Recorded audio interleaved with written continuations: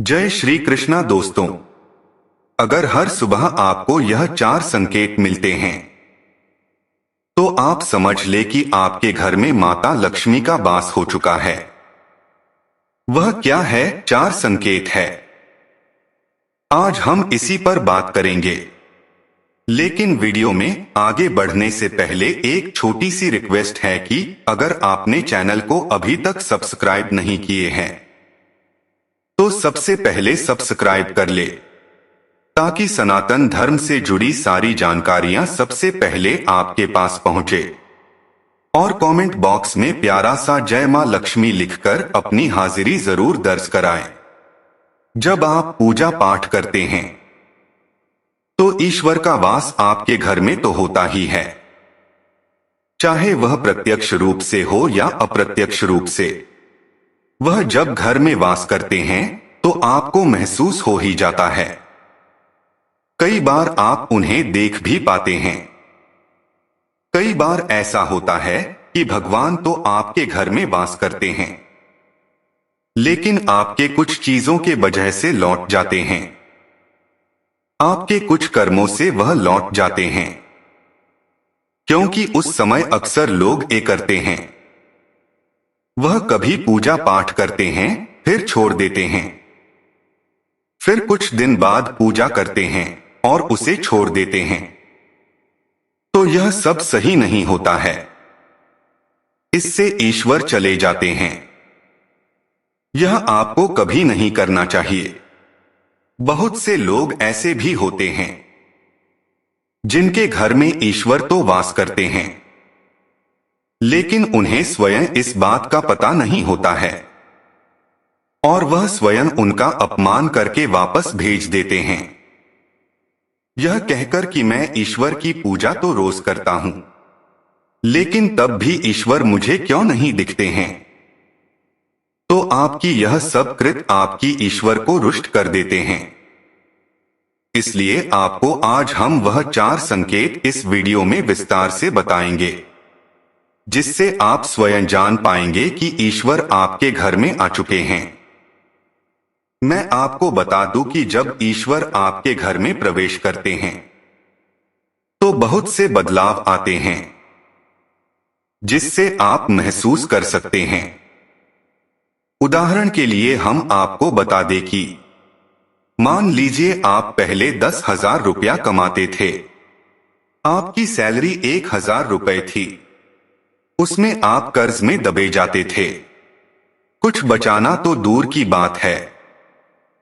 अब आप इस समय भी आप 10,000 रुपए कमा रहे हैं, लेकिन फर्क अब यह है कि अब आपके ऊपर कोई कर्जा नहीं है।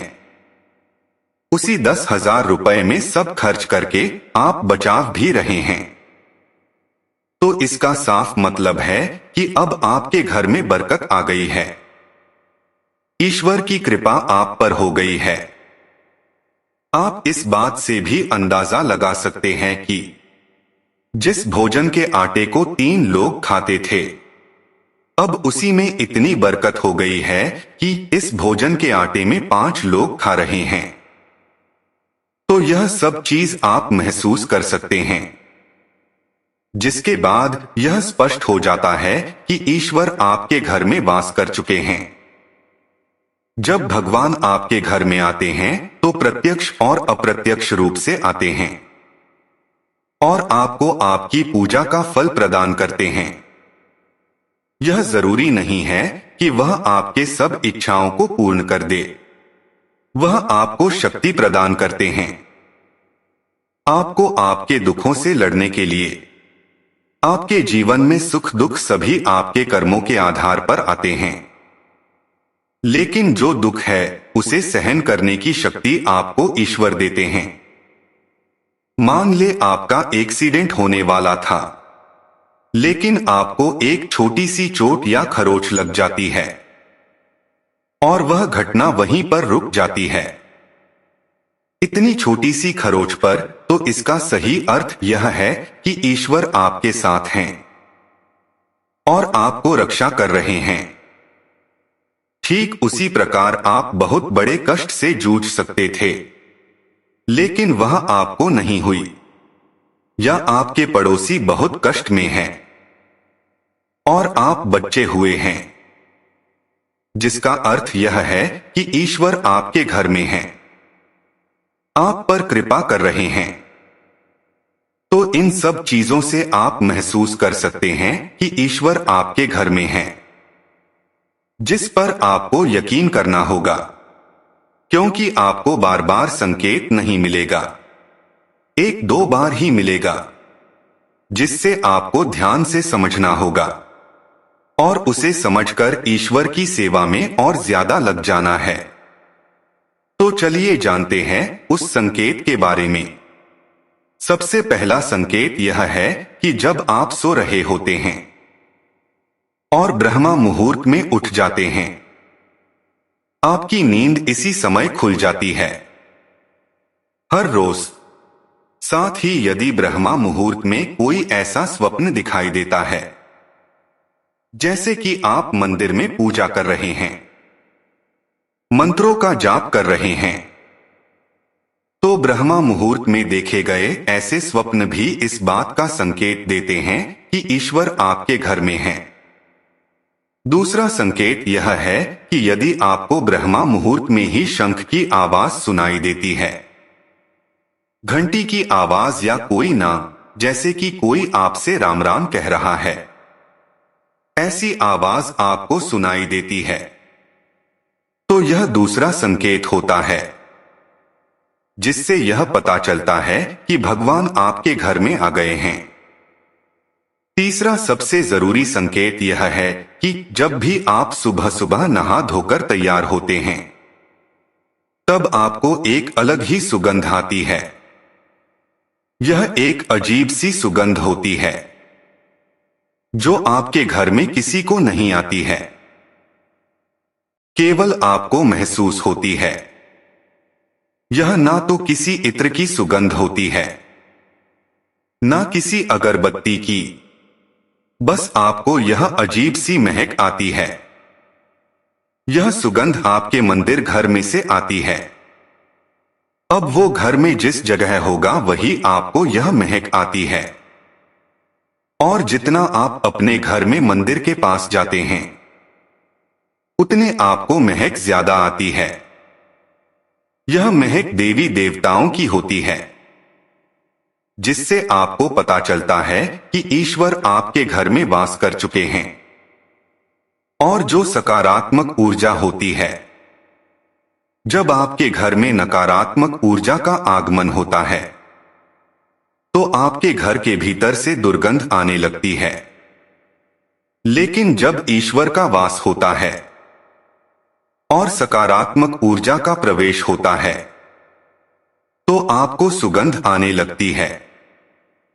यह महक बहुत ही अच्छी होती है, प्यारी सी होती है, मीठी सी होती है, जो आपका मन पूरी तरह मोह लेती है। चौथा संकेत, जब भी आप पूजा करने जाते हैं, तब आपके सामने यदि कोई जीव यानी कि कुत्ता बिल्ली आए या फिर कोई व्यक्ति भिक्षुक द्वार पर आ जाता है और यह आपके साथ हफ्ते में 3-4 बार लगातार होता है कि वह आप ही के समय वह आ रहे हैं, तो इसका मतलब यह है कि ईश्वर आपको घर में दर्शन दे रहे हैं, उनका आगमन हो रहा है। क्योंकि जो गाय होती है वह भी माता का स्वरूप होती है। कुत्ता भी भैरव बाबा का प्रतीक माना जाता है। या फिर कोई याचक आता है तो वह भी ईश्वर के किसी न किसी रूप में आ रहा है। हमें कभी भी उन्हें भागना नहीं चाहिए, बल्कि उन्हें संतुष्ट करना चाहिए, अर्थात उन्हें भोजन करवाना चाहिए, उन्हें सम्मान देना चाहिए। पैसे या किसी अन्य चीज का दान करना अलग बात है, लेकिन सबसे बड़ा दान भोजन का, पानी का माना जाता है। हमारे द्वार पर आए किसी को भी तृप्त करके भेजना चाहिए, उन्हें भोजन करवाना चाहिए। पानी देना सबसे बड़ी पुण्य की बात होती है। इन जीवों को या फिर याचकों को हमेशा संतुष्ट करना चाहिए, उन्हें भोजन करवाना चाहिए। यह ध्यान देना कि जब आप बाहर जाकर किसी गाय को भोजन करवाते हैं, रोटी खिलाते हैं, तो बहुत सारी गाय को भोजन करवाना बहुत अच्छी बात है। लेकिन यदि आपके द्वार पर कोई एक गाय भी आती है और उसे आप अपने घर से भोजन खिलाकर भेजते हैं, तो यह सभी गायों खिलाने के बदले एक गाय को खिलाना सबसे बड़ा पुण्य होता है, क्योंकि आपने उस एक गाय को तृप्त कर दिया। उस एक गाय को तृप्त करना बहुत अहम होता है। इसलिए आपके द्वार पर किसी को तृप्त करना बहुत पुण्य की बात है, क्योंकि वह तृप्त प्राणी आपको भीतर से सच्ची दुआएं देता है और वह दुआ बहुत प्रभावित होता है। तो यह थी 4 संकेत जिस पर आपको ध्यान देना है और पूजा पाठ अच्छे से करना है, ताकि ईश्वर सदैव आपके साथ रहे, आपके घर में वास कर सके। अगर आपको ये सारी जानकारियां पसंद आई है तो वीडियो को लाइक करें। आप सभी का धन्यवाद।